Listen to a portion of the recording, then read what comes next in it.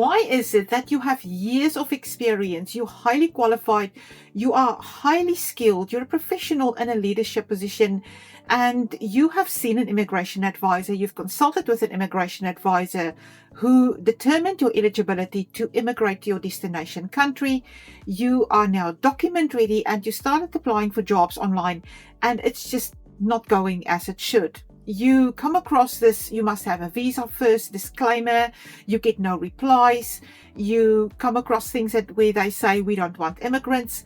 What is really going on here? Is this some kind of weird conspiracy theory against you and not being able to land your job overseas? Or is there something else going on? Well, in this video, I'm going to show you what's going on behind the scenes. The truth is that the market, how employers recruit, how they screen for candidates, how they are going through their hiring and recruitment process has shifted significantly even in the last 6 months with the advent of AI and the uptake of AI.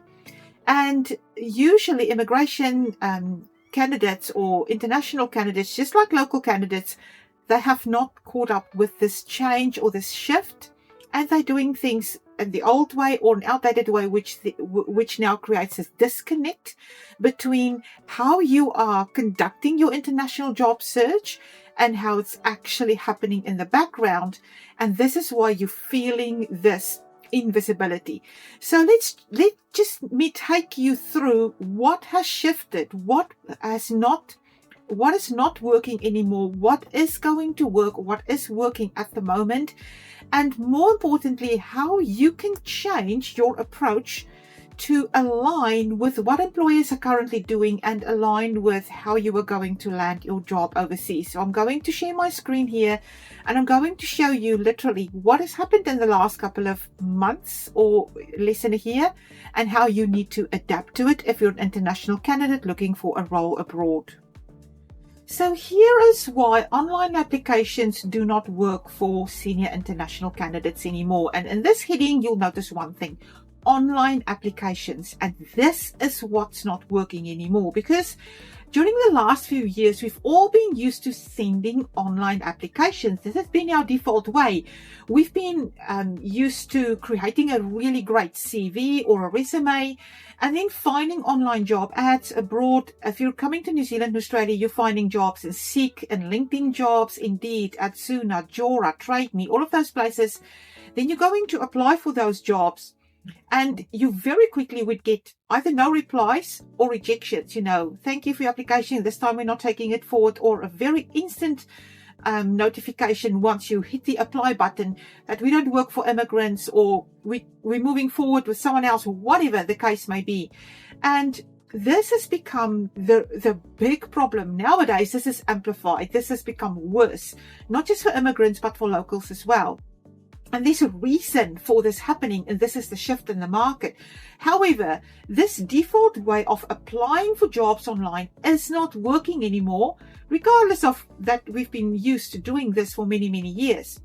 So I want to show you what has shifted and why it's not working. That's what this video is all about.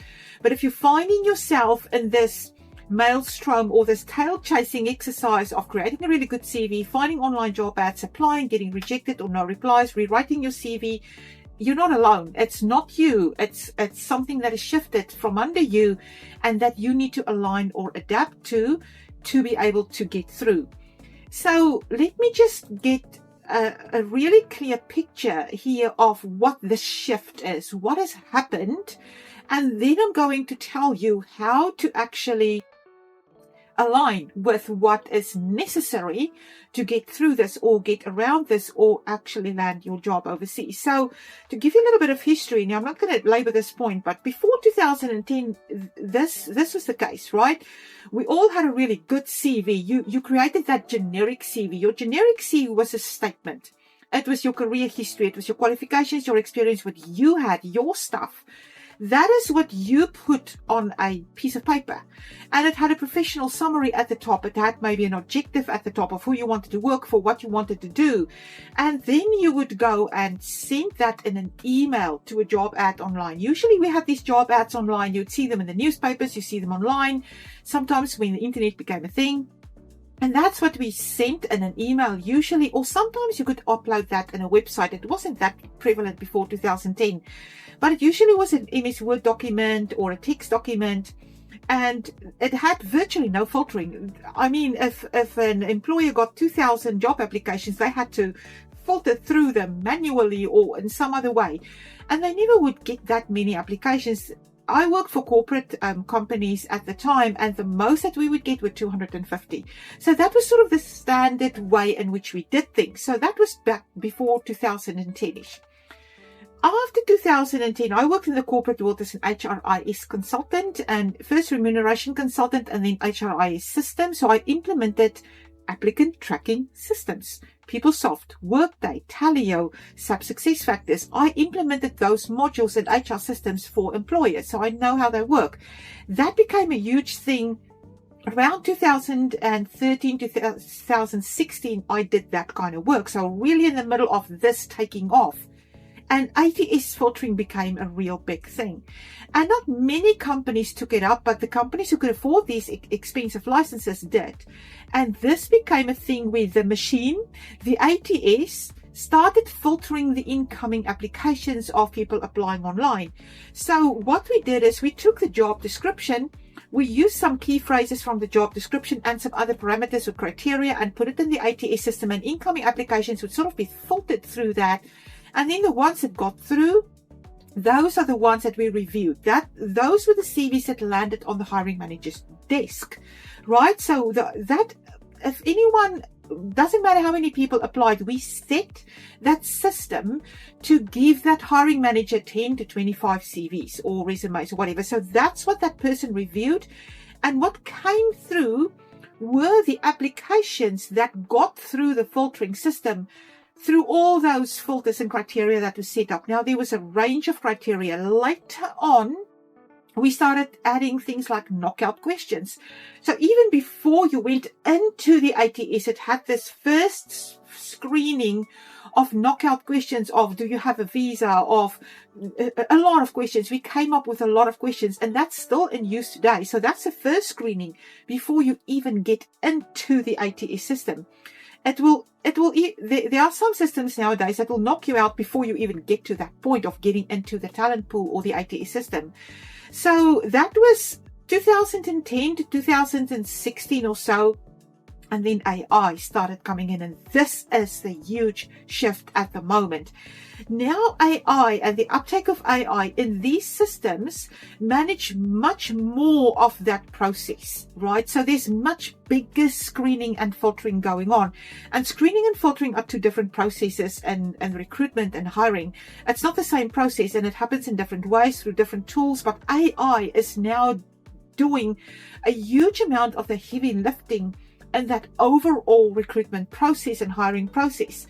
And what there's a sort of a counterbalance or a counteract. People have realized that this is happening, right? They've realized this is happening. So AI is also open to all of us, and people have come up with a counterproductive or a counter action, if you want, for this. Now you get things like AI Apply or Job Copilot. I'll share some shots on the screen here of these apps. Those are apps that candidates can use to create their resume or their CV or their application on their behalf, and on their behalf fire it off to job applications online. So you as a candidate is now hands off. You now give the job search over to an AI system like Job Copilot, who does it for you. And some of these systems you can pay by 100, and that system will do it on your behalf. So what is now happening is that employers are now getting bombarded with a tsunami of online applications that come from these bots or these apps. Not one application per person. It's coming at thousands or hundreds per person. I spoke to an employee the other day who had 21,000 applications for a job ad.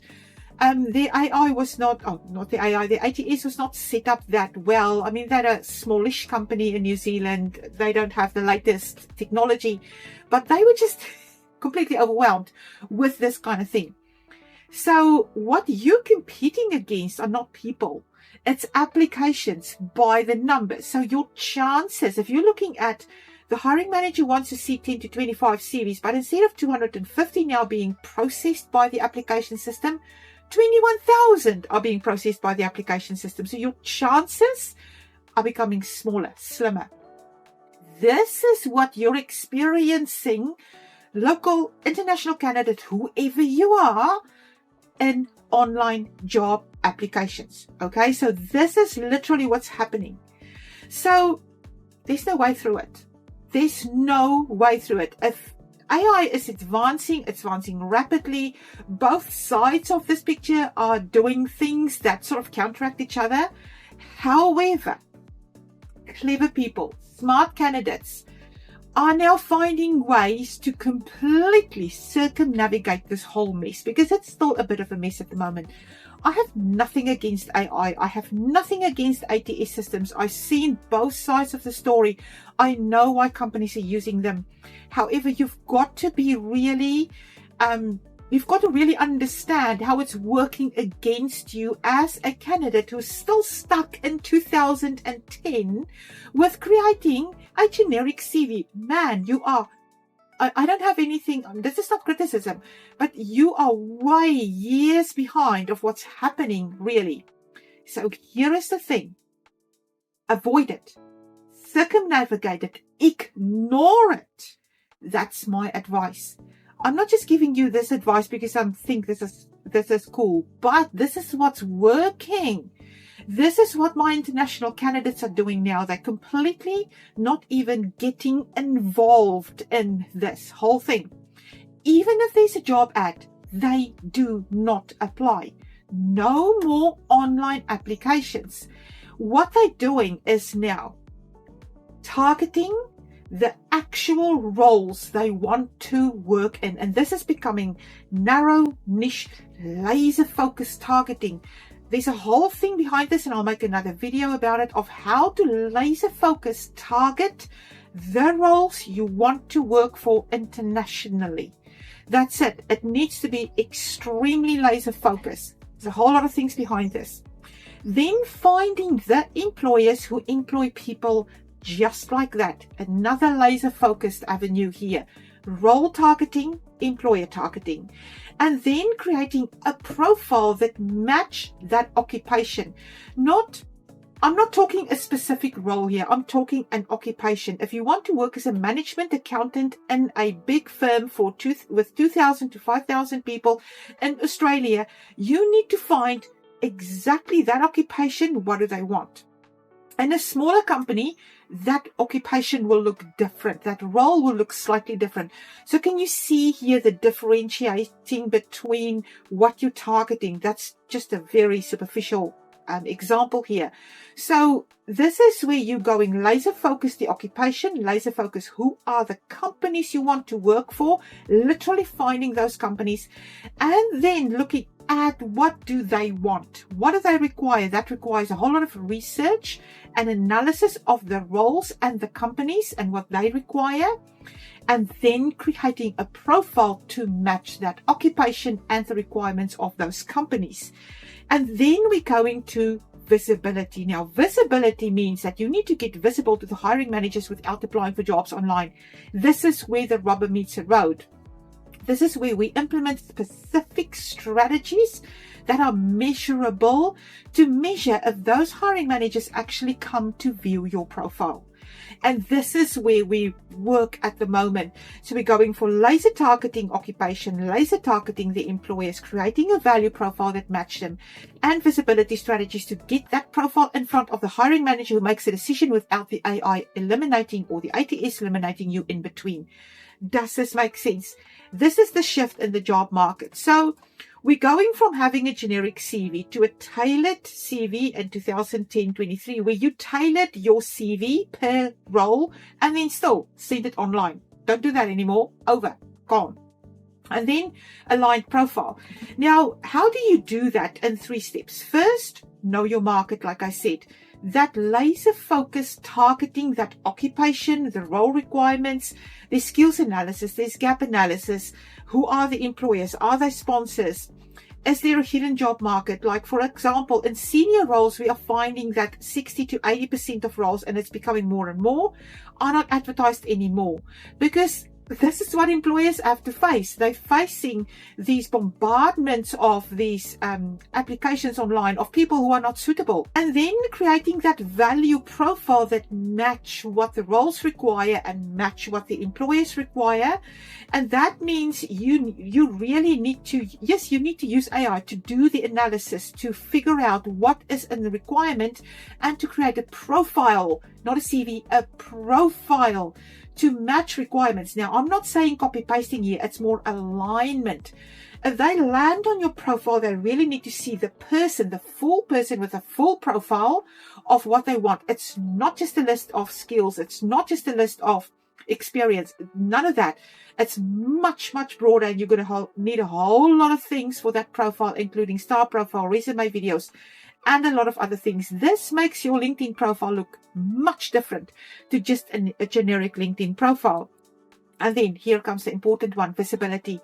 Now you need to figure out how you're going to get that in front of employers. And this is where we implement specific strategies to get hiring managers to view that profile. I can't stress how important is this. You can have a really good profile, but if none of the hiring managers are seeing it, there's no way that you can get through.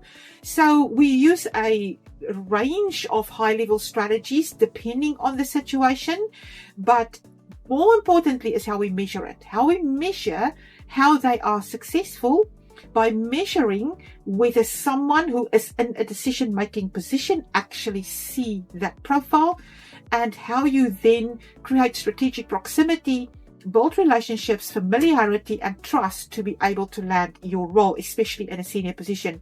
So this is what is done behind the scenes to adjust or align with what is now required to get through. When we do it for international candidates, obviously this means that they are the best match in the market. They are the most valuable and the most visible candidate. And that is the aim. That's the whole objective of doing this, and moving away from creating a really good CV and then just sending the CV to job ads online. So for that way, this is what we do in the Elite Career Mentor Premium Advisory. It's a huge process to research the roles, to make sure that we find the ideal employers for that candidate, to do the gap analysis, a skills analysis, not a skills assessment, skills analysis, requirements analysis, finding the gap between what do you have, what do they want, is there something we can do to narrow that gap or bridge that gap or speak differently or whatever we need to do, creating a profile to match what they want, and then with the visibility strategies, putting that profile in front of them. So this is the whole process. I hope you found this valuable. Now, if you're interested in working with me through that whole process and doing what other people have done, there's on the screen is an example of people who've done this very, very recently. They just followed this profile. They went for hiring managers. They went for connections. They went for relationships. They went for views and visibility instead of applying online with a better CV. And this was the outcome. There's dozens more like this, just this here. But if you're interested in working with me, you can apply to work with me, or you can go to this site on the screen here, elitecareermentor.com/wall of proof, to see the stories of other people who have done this as well, to get a sense of what they've done and see how it may work for you as well. And then if you want to work with me, you are welcome to go to my application page, elitecareermentor.com/work with me, and send me an application. I will review your application and see if we're a good fit to work together to achieve this whole outcome of aligning to the shift, making sure that you know who you're targeting, find out what they want, create a profile, and get that profile in front of them. Let me know if you have any questions about any of the steps that I've gone through and the shift that I've talked about in this video. Put some questions below this video. Send me a DM on LinkedIn. I always answer all the DMs that I get. And let me know if you have any questions about this, and I'll be happy to answer them for you.